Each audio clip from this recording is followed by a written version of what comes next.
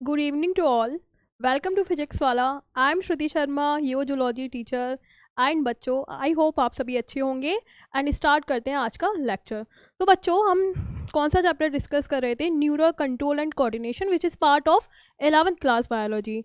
सो अभी हम ना चैप्टर के एंड में है. हमने क्या लास्ट क्लास में डिस्कस किया था? आई को, विच is part of sensory organs. आज हम डिस्कस करेंगे ईयर को. So according to our NCERT, there are the 4 type of sensory organ. First is ear, second is eye, and third is tongue, and fifth is nose. कोई भी चीज़ जो किसी चीज़ को sense करके डिटेक्ट करके ब्रेन तक उसको सिग्नल पहुंचाए, उसको हम बोलते हैं सेंसरी ऑर्गन. तो आज का हमारा टॉपिक है बच्चों ईयर. आप जो अभी मुझे सुन पा रहे हैं ना, वो ईयर्स की वजह से सुन पा रहे हैं. मैं जितना धीरे बोलूँगी आप मुझे इतना धीरे सुन पाएंगे. बोलते हैं ना तेज बोलो. तेज बोलने से बच्चों मतलब क्या होता है कि किसी चीज़ की पिच जितनी हाई होगी उतनी ज़्यादा आपकी ईयर में वाइब्रेशन बनेंगे और इतनी तेज आप मुझे सुन पाएंगे, जिसको हम अभी डिटेल में डिस्कस करेंगे. सो बेसिकली बच्चों, ईयर इज अ स्टैटो ऑर्केस्टिक ऑर्गन. अब इसका मतलब क्या है बच्चों? इसका मतलब है according to our NCERT, there are the two functions of ear. First is hearing and second is balancing. Hearing and balancing.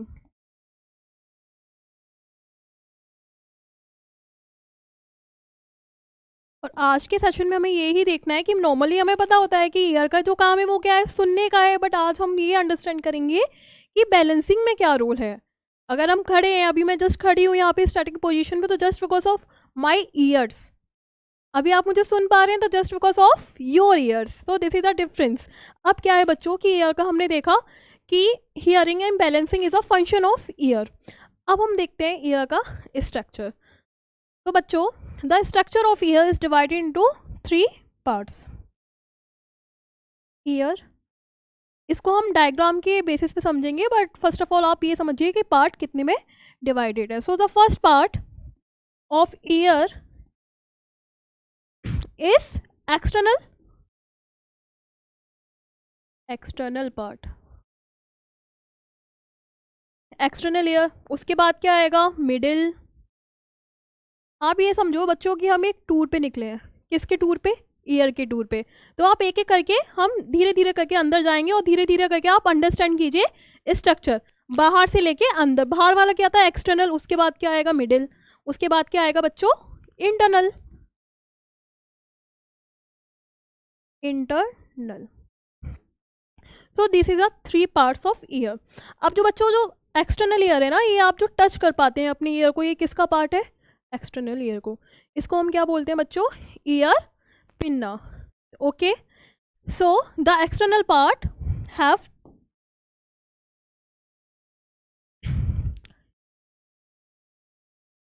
Pinna and second बच्चों ऑडिटरी मेटस. अब इसका मतलब क्या है मैम? बच्चों, आप अपनी क्लास में जो कान में उंगली डालते रहते हैं ना, तो ये किसका पार्ट है? एक्सटर्नल ईयर का. तो आप देखते हैं कि वहाँ ना, जिसको हम बोलते हैं कान की गंदगी महल बोलते हैं, वो क्या होता है? एयर वैक्सेस होती हैं, जहाँ पे कुछ हेयर भी प्रेजेंट होते हैं. मैं आपको आगे स्ट्रक्चर में दिखाऊंगी. तो उन हेयर वैक्स एंड हेयर को मिला के जो बनता है ना, उसको बोलते हैं ऑडिटरी मीटर्स. इसमें क्या आएगा? Hairs and wax. तो बच्चों, this is a part of external ear. Middle में क्या? मिडिल्स में रहेंगी बच्चा बोन्स, जिनको हम बोलते हैं ईयर ऑसिकल्स. Ear ossicles. आप लिम्फ मसल्स स्केलेटल वाले चैप्टर में पढ़े थे, which is the smallest bone of our body is stapes, which is found in the middle ear. Okay बच्चों, यहाँ कौन सी होंगी? 3 बोन्स हमें मिलेंगी बच्चा. एक होगी मैलिस,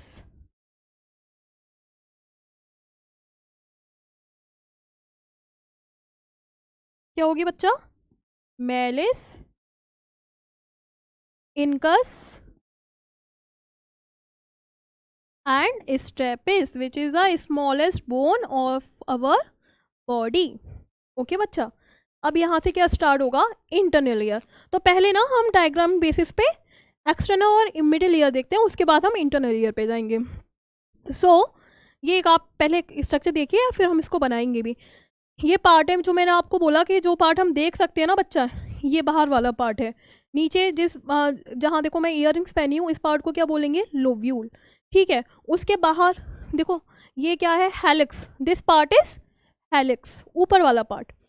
अब यहाँ से ये वाला जो पार्ट है ना बच्चा,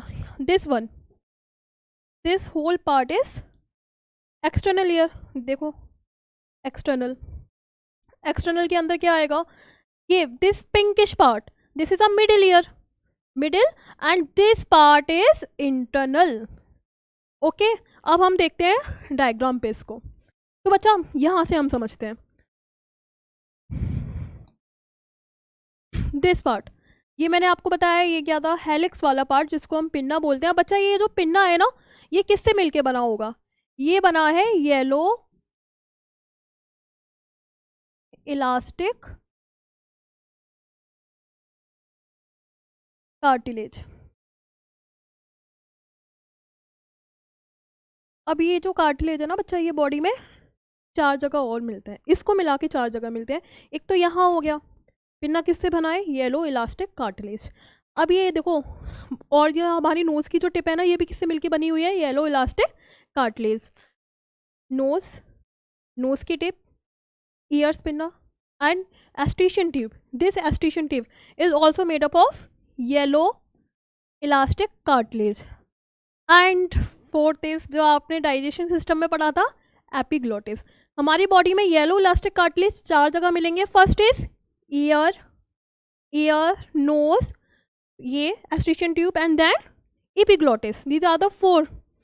अब क्या होगा बच्चा, जब हमें यहाँ से कोई भी साउंड आएगी ना, तो अंदर इस रास्ते से जाती है। ठीक है, यहाँ से जब जाएगी तो यहाँ से जहाँ जो आप पार्ट टच कर पा रहे हैं, उंगली डाल पाते हैं ना कान में, ये क्या है, एक्सटर्नल पार्ट में। जब ये एक्सटर्नल पार्ट पे आएगा, मैंने आपको बताया कि यहाँ पे हेयर सेल्स मिलेंगे। उसके बाद क्या होगी ना, यहाँ पे कुछ ग्लैंड्स प्रेजेंट होती हैं। उन ग्लैंड्स को क्या बोलते हैं बच्चों, दीज ग्लैंड्स आर मोडिफिकेशन। यहाँ पे ऑडिटरी में मिलेंगी सेबेसियस ग्लैंड्स की मोडिफिकेशन। इन मोडिफिकेशन को क्या बोलेंगे, ये प्रोड्यूस करती हैं बच्चा सेरेमिन, जिसको हम ईयर वैक्स बोलते हैं। ये ही रिस्पॉन्सिबल रहता है, जो येलोइश आपके पार्ट में से जो फ्लूइड रहता है ना, वैक्स लाइक, ये क्या है, ये these are the modified sebaceous gland which produce cerumen. Okay बच्चा, उसके बाद जब हम थोड़ा सा अंदर चलेंगे, ठीक है, यहाँ से चलना स्टार्ट किया हमने, अंदर जाके देखा तो हमने क्या हिट किया, year drum. This structure is ear drum. Drum का मतलब क्या होता है बच्चों, शादी में तो सबने देखा होगा ना, समथिंग रिलेटेड टू, जिसको हम बजाते हैं, है ना, शादी में ढोल वोल जैसा होता है, तो उस पर आपने देखा होगा कि मेम्ब्रेन लगी होती है साइड से। तो ये जो है ना ear drum, this is also a membranic structure, जिसको हम बोलते हैं टेम्पेनिक मेम्ब्रेन। ओके बच्चा, दिस स्ट्रक्चर टेम्पेनिक मेम्ब्रेन। अब बच्चा ये टेम्पेनिक मेम्ब्रेन है ना, जब कोई साउंड वेव आएगी ना, तो इसको हिट करेगी। इसको हिट करने के बाद ही दिस स्ट्रक्चर। ओके, इसके बाद हमने अंदर जाएंगे तो हमें क्या मिलेगा बच्चा, middle ear. This part is middle ear. Middle ear का जो काम है ना बच्चा, वो क्या रहता है, साउंड को एम्पलीफाई करना। एक बात बताओ, अभी आप ये ऐसे सोचो, आप अभी मुझे सुन रहे हो, तो सुन पा रहे हो, तो वो साउंड वेव है ना, वो कैसे ट्रैवल कर रही होगी। ठीक है, साउंड आएगी आपके ईयर को हिट करेगी। सबसे पहले किसको हिट करेगी, ईयर ड्रम को हिट करेगी। ईयर ड्रम को हिट करने के बाद this bone, this is malice को जब हिट करेगी तो मेलिस का जो शेप रहता है ना बच्चा, वो हैमर शेप रहता है। हैमर जैसे हैमर है, और उसके बाद क्या रहता है, एनविल। जो मोची होते हैं, मोची आपने देखे होंगे, जूते चप्पल बनाते हैं किसी एक स्ट्रक्चर, उसको हम एनविल बोलते हैं। तो ये हैमर है। अब ये हैमर जब इसको हिट करेगा, ये इस तरह से हिट कर रहा है बच्चा, तो ये किस पे प्रेशर डालेगा, स्टेपिस पे। स्टेपिस क्या है, स्टेपिस किस पे, स्टेपिस यहाँ लगी हुई है। अब यहाँ पे जो ये है ना, इंटरनल ईयर।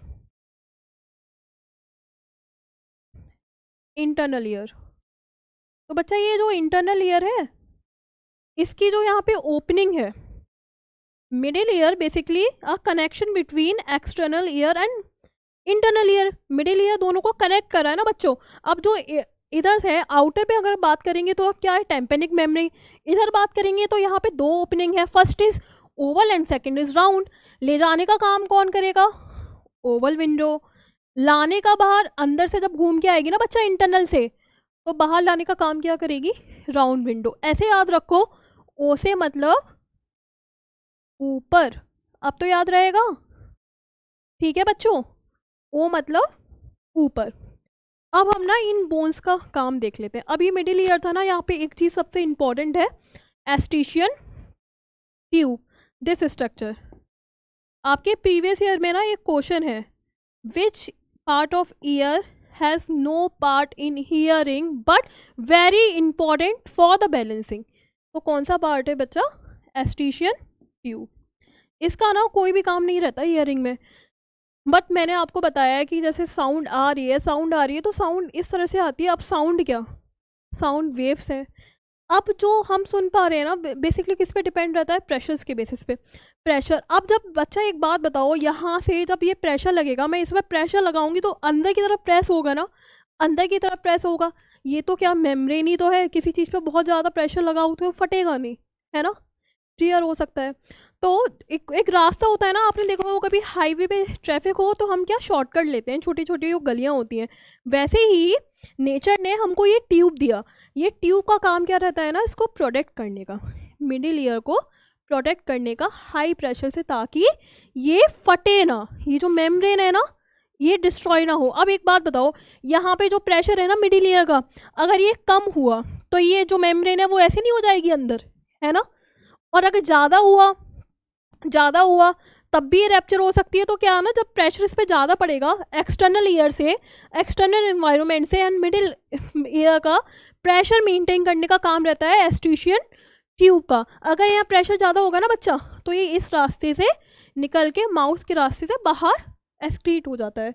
ये कहाँ खुलता है बच्चा, फेरिंग्स में, फेरिंग्स पार्ट। फेरिंग्स आपने डाइजेशन में पढ़ा है, pharynx is a common passage between food and air, ठीक है, कहाँ जाके, यहाँ जाके खुलेगा। तभी आपने देखा हो बच्चों, middle ear infection is very common among small babies. और जैसे कि हमें जब कॉमन कोल्ड होता है ना, तो हम बहुत पेन फील करते हैं। जिन लोगों को हुआ होगा, आप में से बहुत सौ को पता होगा, तो आपको कॉमन कोल्ड होता है ना, तो आपके कान में दर्द होता है। अब कोल्ड तो नोज से हुआ, तो कान में क्यों दर्द हो रहा है, मैंने भी एक दो बार एक्सपीरियंस किया है, तब मुझे बायोलॉजी नहीं आती थी तो मुझे नहीं पता था, अब पता है। लेकिन अब क्यों होता है बच्चा, वो जो पेन है ना, अब देखो, जब हमें कॉमन कोल्ड होता है कोई भी, तो उसमें कफ बनता है। अब जो कफ है ना, वो इस ट्यूब को यहाँ से ब्लॉक कर देता है बच्चा। थोड़ा बहुत भी फंस जाएगा ना, तो क्या होगा, यहाँ पे ब्लॉकेज, ठीक है।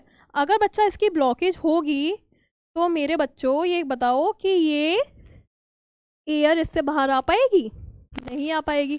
तो यहाँ पे प्रेशर क्या होगा, प्रेशर एक्यूमुलेट होगा ना यहाँ पे, तो वो प्रेशर जो यहाँ पे बनता है ना, अभी यहाँ से ब्लॉक कर दो, यहाँ से कोई चीज़ आ रही है, तो यहाँ तो एक्यूमुलेशन होगा ना उसका, तो बच्चा उसकी वजह से हमें यहाँ पे पेन फील होता है, ठीक है। पहला केस तो ये हो गया। अब जब तक ये पासेज यहाँ से नहीं खुलेगा ना, तब तक आपको पेन फील होगा। सेकेंड पार्ट क्या था कि आप जब भी फ्लाइट्स में जाते हैं, तो फ्लाइट में जाते हैं आपको पेन फील होता है, क्योंकि वो जो नीचे का एक्सटर्नल प्रेशर है बाहर का और इंटरनल, वो बैलेंस नहीं हो पाता। जब तक वो बैलेंस इक्वेशन में नहीं आएगा, तब तक आप पेन फील करेंगे। ओके बच्चा, अब हम देखते हैं, ये था इनका शेप था। ये क्या है, हमारी मैलिस बोन है, this is anvil shape incus, and this is, घोड़े पे जब बैठते हैं ना, जिसमें पैर फंसा के बोलते हैं, उसको हम बोलते हैं स्टेरिप। और ये किसका शेप है, स्टेपिस का। ओके बच्चा, अब इनके बीच में ना जॉइंट्स होते हैं। इनके जो बीच के जॉइंट्स हैं उनको एक बार देखते हैं। ये वाला जो जॉइंट है ना, इसके बीच में रहता है hinge, and this is ball and socket, ball and socket. अब ये हो गए इसकी बात। अब हम देखते हैं इंटरनल ईयर। तो बच्चा, जब हम इंटरनल ईयर में आते हैं, तो यहाँ पे देखो, ये ना, मैं एक और डायग्राम बना के दिखाती हूँ आपको। जब ये इंटरनल ईयर की हम बात करें, तो दिस इज द ईयर, और ये क्या हो गई टेम्पेनिक मेम्ब्रेन। इसके बाद ये क्या हुआ मिडिल ईयर, मिडिल ईयर में क्या होंगी दो ओपनिंग होंगी, first is Oval and second is round. अब ये भी यहाँ पे क्या होगा ना, अब ये पार्ट स्टार्ट होता है बच्चा इंटरनल ईयर का, ठीक है। ये वाला जो आपने पार्ट देखा ये क्या था, ठीक है, ये वाला पार्ट हो गया external, this part is middle,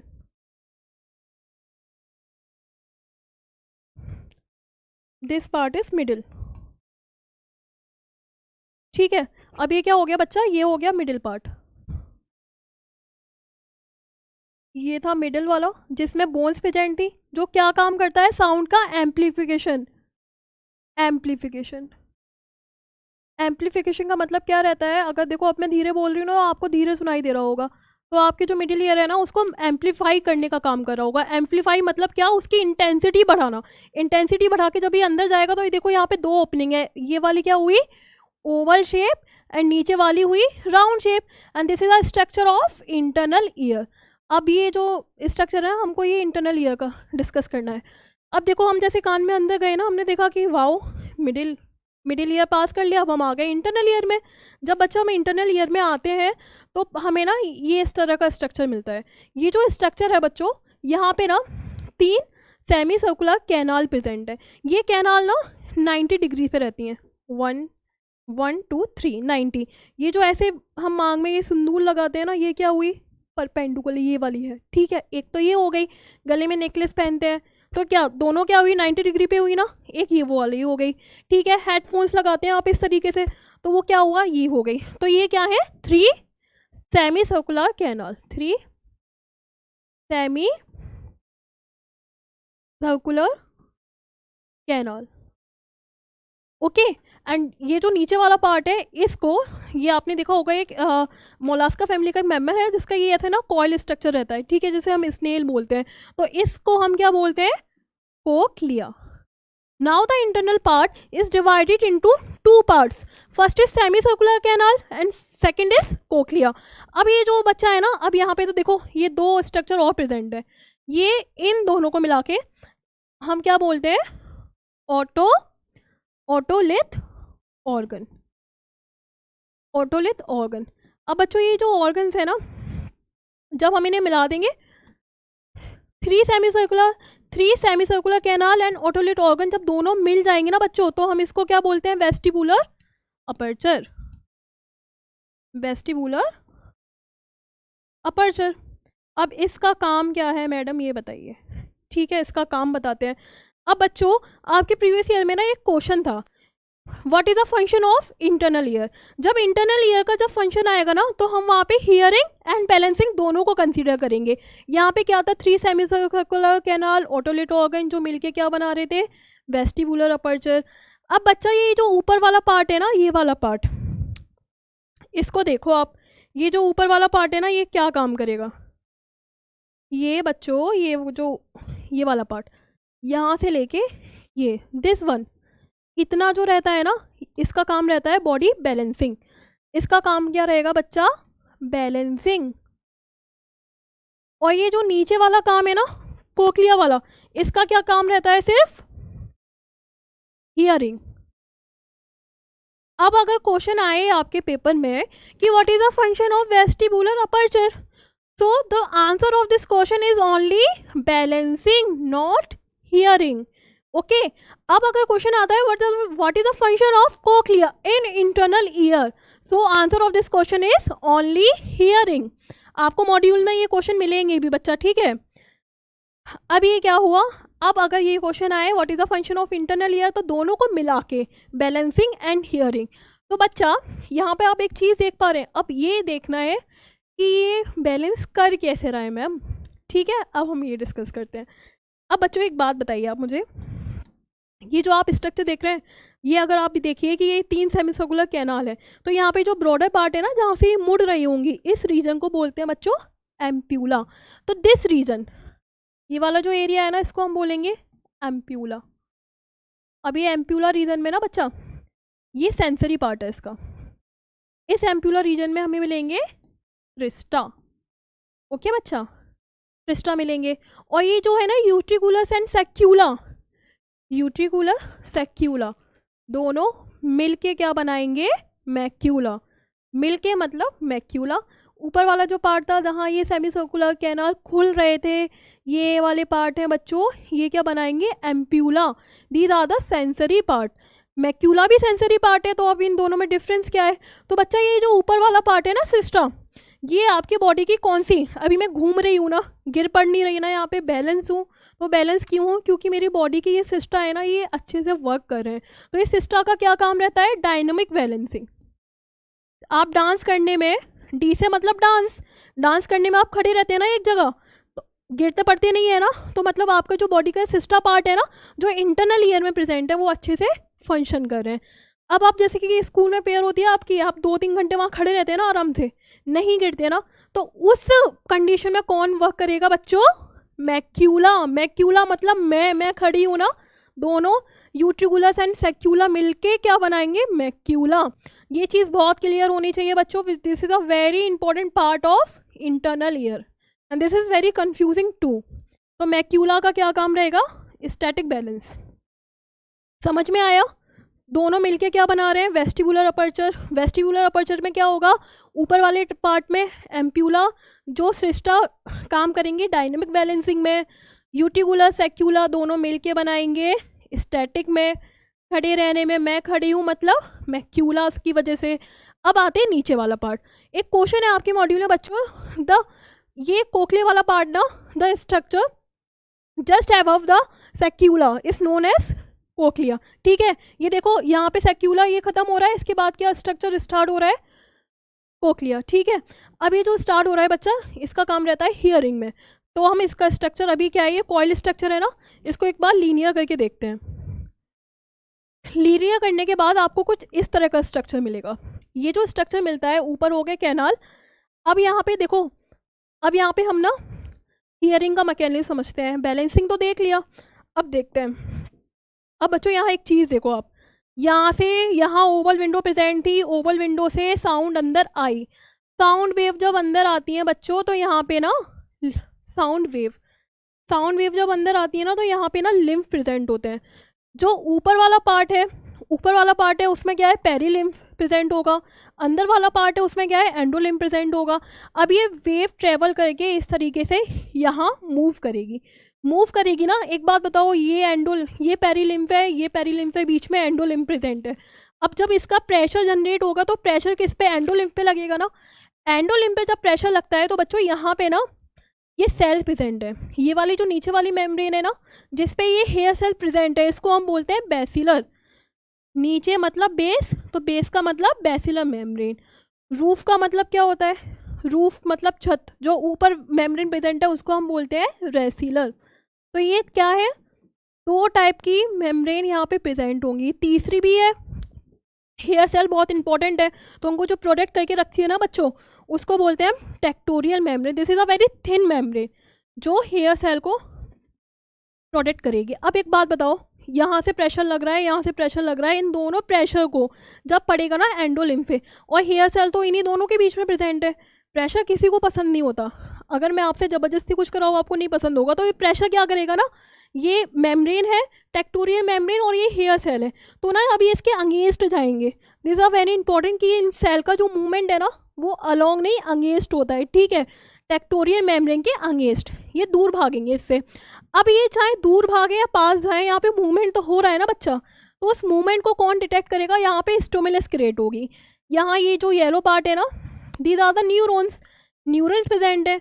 अब इस न्यूरॉन्स को, इस मूवमेंट को, ये क्या यहाँ पे एक स्टिमुलस क्रिएट करेगा। उस स्टिमुलस को डिटेक्ट करती हैं ये न्यूरॉन्स। ये न्यूरॉन्स के क्या करेंगे, इसको डिटेक्ट किया बच्चा। डिटेक्ट करने के बाद एफरेंट नर्व इसको ब्रेन तक लेके जाएगी।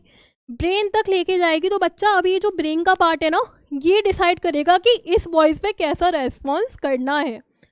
मैं अभी बोल रही हूँ, आप सुन रहे हैं, कि बिकॉज योर ब्रेन नो कि हमें सिर्फ सुनना है, बोलना नहीं है।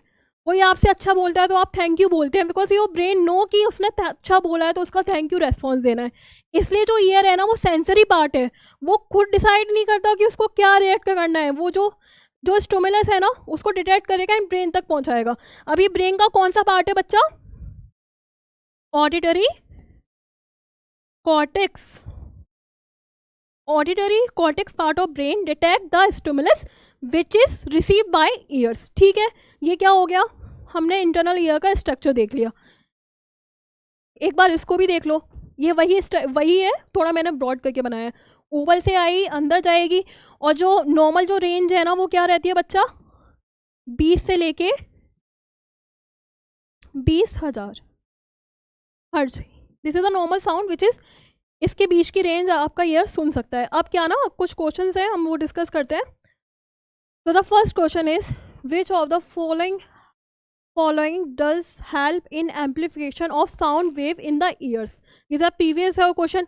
मैंने आपको बताया था कि कौन एम्पलीफिकेशन में हेल्प कर रहा है। This is a part of middle ear. ठीक है, मिडिल ईयर में, और टेम्पेनिक मेम्ब्रेन, उसी से तो के वेव अंदर आ रही थी। तो क्या, this is a right option. Second question is the kind of tissue that form the supportive structure in the ear pinna. External ear is also found is, कौन सा बनता है बच्चों? जो स्ट्रक्चर हमें ईयर पिन्ना पे मिल रहा था वो कहाँ और मिलेगा? Tip of nose. Tip of nose के अलावा और कहाँ मिल रहा था? एस्ट्रीशियन ट्यूब में। और कहाँ पे था? एपिग्लोटिस। उसके अलावा second structure is epiglottis and then ear and pinna. क्या था ये? Yellow elastic cartilage. उसके बाद जो क्वेश्चन है, the inner ear also contain a complex system called vestibular apertures located in, कहाँ लोकेटेड होगा? इंटरनल ईयर में। Vestibular aperture, vestibular aperture located in cochlea. And then the basilar membrane is present between, ये मैंने आपको बताया basilar membrane थी, ये दो स्ट्रक्चर थे, ये स्ट्रक्चर थे। अब ये यहाँ पे क्या था? पेरीलिम्फ, एंडोलिम्फ एंड पेरीलिम्फ। ये जो नीचे वाला पार्ट है ना बच्चों, इसको बोलते हैं स्केला टेम्पेनी। ओके, बीच वाला होगा मीडिया विट्रीज, का मतलब क्या रहता है? ऊपर। तो ऊपर वाला पार्ट क्या रहेगा? वेस्टिबुलाई। ठीक है, वेस्टिबुलाई, मीडिया एंड टेम्पेनी। तो ये जो बेसिलर मेम्ब्रेन कहाँ प्रेजेंट थी? यहाँ प्रेजेंट थी ना बच्चा, और यहाँ पे हेयर सेल प्रेजेंट थे। तो बेसिलर मेम्ब्रेन किसके बीच में प्रेजेंट है? वेस्टिबुला एंड मीडिया। ओके, तो अब सिर्फ यहाँ पे एक पार्ट रह गया। आप ये सुन लीजिए 2 मिनट का, कि आप जो साउंड वेव रिसीव करते हैं ना, जो साउंड है, अब वो साउंड आएगी ना, तो वो डायरेक्टली, जितनी ज़्यादा मेरी पिच है ना, मैं जितना तेज बोलूँगी ना आपके कान को, इतनी जल्दी उतना ज़्यादा वाइब्रेशन क्रिएट करेगा। क्यों? क्योंकि मेरी वॉइस की पिच ज़्यादा है। अभी मैं धीरे बोलूँगी, मतलब मेरी वॉइस में पिच कम है। तो this is directly, pitch is directly related to the frequency. Okay, जितनी ज़्यादा पिच होगी उतनी ज़्यादा फ्रिक्वेंसी होगी, और उतना ही ज़्यादा वाइब्रेशन होगा। वाइब्रेशन। अभी मैं जो वॉइस बोल रही हूँ, जो आप नॉर्मल, जो कान में फुसफुसाना होता है ना, वो कितने की रेंज में होता है? 30 डेसिबल। ठीक है, 30 डेसिबल। और अगर कहीं लड़ाई हो रही है, हम बहुत चिल्ला चिल्ला के बोलते हैं, तो वो वॉइस रहती है ना बच्चा, वो रहती है 90 डेसिबल के बीच में। तो this is just for the information कि इस तरह से रिलेशन रहता है between pitch and frequency and then vibration. Okay, so I hope आज का लेक्चर आपको समझ आया होगा। पढ़ते रहिए, बिजी रहिए, हैप्पी रहिए। So thank you.